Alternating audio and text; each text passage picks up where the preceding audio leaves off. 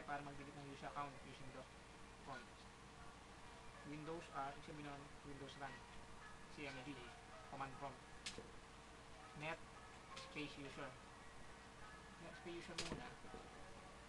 Para makita mo yung account na meron ka. Kung anong account ang gusto mong i-delete. Patay din naka-record. Tapos, since nakita mo yung account na gusto mo, net user space bunso. Enter. Sorry, mali ako. Net space user space bunso space last delete. Enter. Pag net user mo ulit, wala na yung account ni bunso. So, net user command, diba? Hindi mo alam yung complete command or syntax niya. Paano mo nalaman? Net space user space slash question mark. Lahat ng command lagi may slash question mark.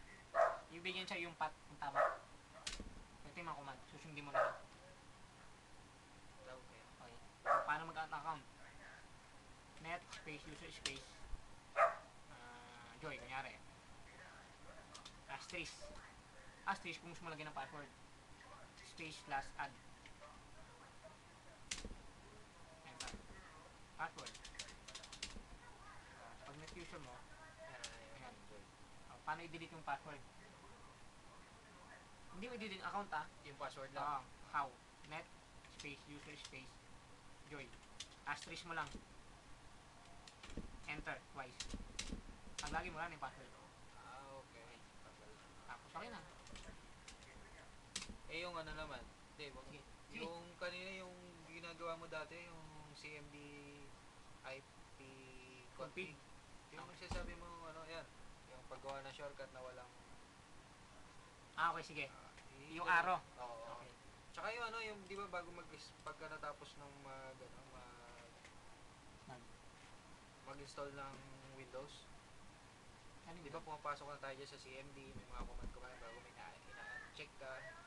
Okay, sige. Yung step by step mo na ginagawa dyan na command lang dyan sa DOS. Okay. CMD muna. Punta ka sa regedit. Ayan. Sabi ng regedit, registry editor. Okay, yan. Okay. Pasok ka ng punta ka sa classes root. Okay. Tapos right arrow key para makita mo lahat. Is marami yan.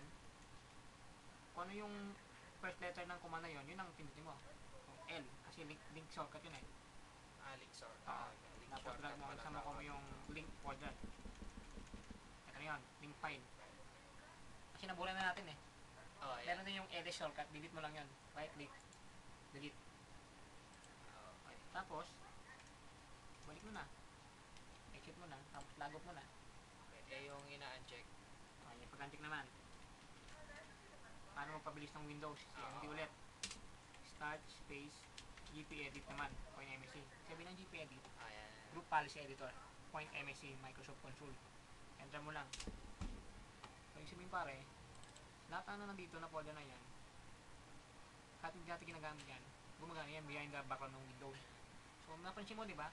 Kahit wala kang activity na ginagawa sa Windows, pumupula yung hard disk. Kasi sabihin, gumagana ang program. Okay. Right-click mo siya, properties, check mo yung brown box. Para totally, wala sang babasahin doon. Okay. Kaya disable. Okay. Ito pa. Okay, sa start, space, services. .msc. Minsan pag ayaw mag-print, or wala kang network, nandito yung gagalaw-galawin mo lang. Kunyari, ayaw mag-share. Punta sa workstation. Minsan yung virus, minomodify niya yun eh. So, pag kunyari naka-stop siya kunyari. Sabihin, pag ganyan, hindi mo masisure. Pag alam mo ganyan, sabihin yan, at di mo ginawa, ang nag-modify yung virus. Virus siya pwede natin modify yan. Start mo lang. Yan, ganun. Kunyari, walang wifi. Basta lahat nandito pre. Wireless configuration. Kaya pala ay mag-wifi kasi naka-disable or naka-stop. Laruin mo lang siya. Okay. Sa services nakalagay. Nandito. Pati printer. Ikaw ba't ko binalo to? Automatic ba yun? Automatic. Okay. Automatic. Start. Tapos yung workstation, no? Ako na pala. Naka-automatic lahat. Tapos, ano ba? Yung printer, Kapag kunyari. yung ano, pag magto-troubleshoot ka, titingnan mo lang Oo, lahat dyan. yung ano. Minsan, hindi lang siya ano, pang tweak. Kumaga, nandiyan yung kung paano siya troubleshoot. Kailangan lahat yung mga yon naka-automatic. Ah, pero lahat yan pare, lahat yan gumagana sa background ng Windows. Search mo lang sa Google kung ano yung mga default na i-disable mo. Check mo lang yan, disable mo lang kung ano yung mga yan. Nasa Google yon Ah. Ito niya, auto-update. Automatic, di ba? May isang nakakabagal ng Windows yan kasi behind the background. Pero dapat naman naka-auto-update eh. Hindi, pwede rin hindi rin. Stop mo Pero lang. hindi rin. Okay. Pupunta ka dito, okay mo lang. Malimit nga yun yung Windows niya nag-auto-update eh. Windows update mo manual na lang. At least, di ba? Hindi kumakain ng memory. Oh, yan, maraming pa rin mga sekreto na yan kung paano pabilisin. Ayun, nakalagay naman yan. Stop, Di ba? startup type. Automatic manual. Naka-stop. Tapos yan pa ba? Ganun lang. Yung kunyari, printer ay mag-print sa network or sa standalone. Itong pin spooler. Ano print, di ba? Automatic, okay naman. Laro-laruin mo lang. Pwede mo disable, manual, hanggang sa mag-print yung printer mo. Okay, yung pagkakabit na ano yan. Kasi hindi porket naka-automatic siya. Automatic niya madidetect, hindi rin. Oo, akala mo okay. So, laro-laruin mo siya. Parang memory. Kahit hindi natin ginagload, nagba-blackout, inisin natin. Lipat natin sa ibang slot. Ganun din yun. Kaya tayo tutorial dito, Red Door tutorial. Ano, pre, ano pa? Okay, ewan ko, ano pa ba yung tinatype mo dyan sa Ano dyan pa ba sa gusto mo command malaman? dyan? Ito, sige. Paano malalaman yung ano? Naka-record ba? Oo. Yung model ng motherboard mo. Ayun, no. Okay. Uwi na ako. System info. System information. Enter. Dito pre, malalaman mo kung anong araw yung sulong Windows mo, anong oras, anong petsa, anong taon. Okay, nakalagay dyan. History. Yung motherboard mo, LAN card mo, IP address, mga na-update mo, nandiyan lahat. Paano? Anong buwan siya install? Anong May 7, 2005. Kung tama yung date mo Oo, tama. Tapos, alas 11 ng gabi. Nandiyan yung history ng ano. Okay.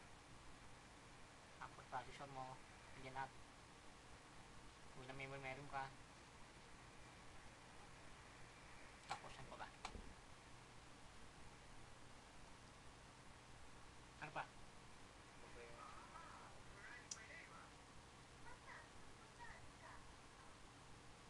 Meron pang tatanong eh. Takot tuloy. Nawala. Sige, okay lang. Nakarecord naman tayo. Ayun, yung ano, yung paano nga ulit yun, yung Nakalimutan ko. isi-save mo Ano lahat ba? sa D diretso. May charger ka ng N70. Nawala. Manipis pre. Ay, pera mo bunso nung ano, charger na maliit. Maliit ang connector. Maliit ang connector. Maliit yung maliit. Charger? Oo.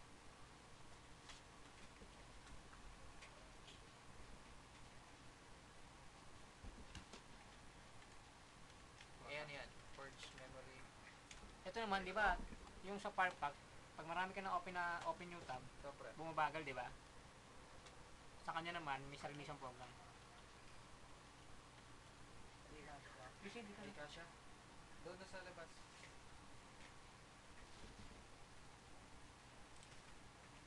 Google.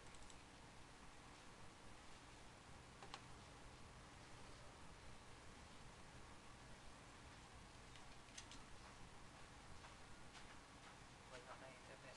Hindi okay lang. Dito ang yak. Ginagawa mo yan. Ulit, ano ba yung tanong ulit? Ano pa?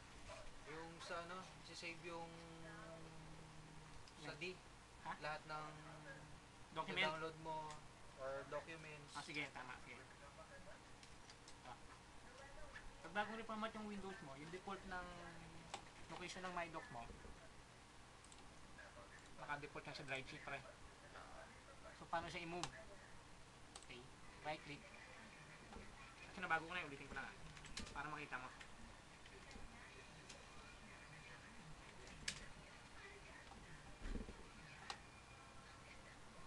User, software, Microsoft,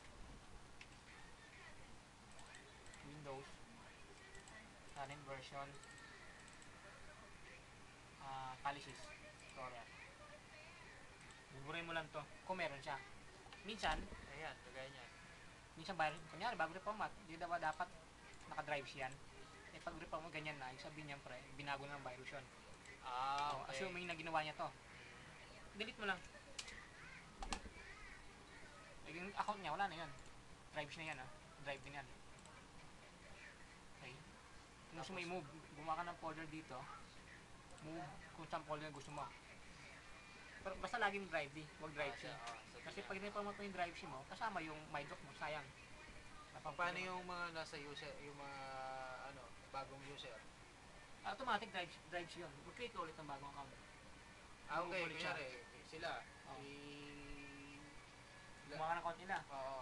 Drive C pa rin default nun. Drive C. Ay, babaguhin ko yun. Click mo lang move. Oo, Kung ayaw mo naman, pwede rin. Gawa ka dito ng pangalan na, kunyari, bunso. Automatic yun. Sa kanya. Mag-create ng folder na bunso yun. Okay. Tapos nabago mo na. Eto, hindi mo na-disable. Pag restore back niya, magiging drive C yan. So, alam mo, pag i-format ng drive C, save ka na yung data mo nasa drive D. Para sure ka. Yan. Balik natin na. Local user, current user, software, Microsoft, Windows, current version, policies, Explorer. Delete yung, Pero sa Windows 7 wala yan. wala na yan. Hindi, right click ka, tapos new key explorer type mo, manual mo. Oo. So, Pero sa XP, built-in na yung explore command. Yan. Right click, new word value. Dapat laging first capital ito. DPDC. Sabihin ng DPDC, disable, personal, directory, change. Sa Windows 7 ganyan. Mag-create ka. Change. Okay? Ang default niyan 0, ibig sabihin nun naka-disable. Yung 1 enable. 1 mo. Minimize mo ulit. Double check mo kung tama ba yung ginawa mo or nag-take effect ba. Ulit. Ibig sabihin niya may mali ka. Ulit natin. Ibig sabihin niya pre, may mali ka. Oo nga. Diba? Mali nga spelling ko, kaya mali. Nawala yung S. Minimize mo ulit. Pag right click mo, okay na siya. Hindi pa rin. Di ba naka-move na Ay, yun? kulang ng L pare. Persona to eh. Yan. Right click mo, okay na yan. Okay, wala na yun yung... Ibig sabihin, kahit di mo siya tanungin, lang mo naman ikaw nag-reformat nun, automatic, lahat ng may talk niya si desktop, nasa drive D. Yung... Drive D. Okay. Yun, ganun. Okay. Pero, pwede pa siya mag-save dito sa desktop. New folder. Kung gusto mo, manual na ano yun. Oo. Ang ginagawa ko niya sa mga opisina, disable ko yung desktop niya, yung create ng folder, para, yan mo pwede siya mag-save dito. So, din-disable ko yung right click niya, para kahit mag-save siya sa desktop, nag-error. So, obvious. Paano mo? Hindi mo inayos na ganyan yan, di ba? Ayun nga, para at least, obligado siya mag-save sa drive D. Sa drive D. Paano? Doon pa rin, sa force ano na yan, hindi nagbago. Right click, new word value, ND. Ibig sabihin nun, no drive. Enter. Pag drive C, 4. Pag drive D, 8. So, since 4 lang kailangan natin, drive C yun. Okay. Minimize mo. Try mo. Bakit? Kasi, hindi pa naglalago. Okay. Dalawa, no drive saka NBOD. NBOD. Sabihin nun, no view, drive. Laging capital yung ano. Para actually name pre, 4 pa rin. Itong no drive pre, pag in-input mo yung ano, wala ka makitang drive C. Diba? Katulad yung wala na. Pero pag tinay po yung C, makapag-C pa rin siya. Ay, ba't ganun? Yun. Ito yung command. No view On drive. Yun yung okay. para ma-disable yung drive C pag tinay mo. NBO, ditawag nyo yan. Walang S. At least talagang software na software lang ang i-install mo. Diba? Sa C. Para at least kahit marami ako sa opisina, instant Safe pwede na mag-save safe. sa drive C. Ayan, kung yun, nakuha pang Windows mo, hindi ka na backup sa drive C kung meron mo, di ba? Kasi safe na. Talagang ano, tsaka software na software lang talaga yung C. Kung may mga documents man. Pero ilalago mo pre kasi hindi nagkikita yan. Buburahin ko na. Kasi pag na-restore natin yan, wala nang drive C mo, pwede mo buburahin yan. Kaya lang, hindi naka-record. Ay, huwag mo nang burahin. Yan na yun. Kasi ikaw na lang bahala doon, pag-aralan mo na lang. Kasi pag nilagop mo yan, disable yung drive C mo. Hindi mo na ma-open yung drive C. Hindi mo na matatype yung C colon. ay, gano'n? Pero, pwede mo siyang burahin. Burahin mo lang, tapos lagop. Yun na. Ito rin na nga. Tapos ano pa pre? Yan na. Okay na yun. Diba yun lang naman yung sa... Ano pa ba? Yun, paano pabilisin yung Windows natin? May sa CMD rin yun eh. CMD pre. Di ba, pag bago na pang mata mo Windows mo, pag nag-shut down ka, natututo mo, di ba? Ibig sabihin pare, kaya minsan bagal yung loading ng Windows, yung gumaganan. Ibig sabihin ng pare, pag nag-shutdown ka, o before ka mag-shutdown, o before mag-login sa Windows, lahat na meron sa, dito CMD Start space, MS, SYS, configure. Sound properties to. Sound properties. Lahat ng mga yan, pag nag-shutdown ka o nag-restart ka, initialize siya lahat yan. Kaya minsan, parang may pa siyang task na dapat tapusin bago siya mag-shutdown o mag-restart. So, para bumilis yung shutting down ng Windows mo o yung restarting, no sound. Lahat para wala. So, wala sa makikita.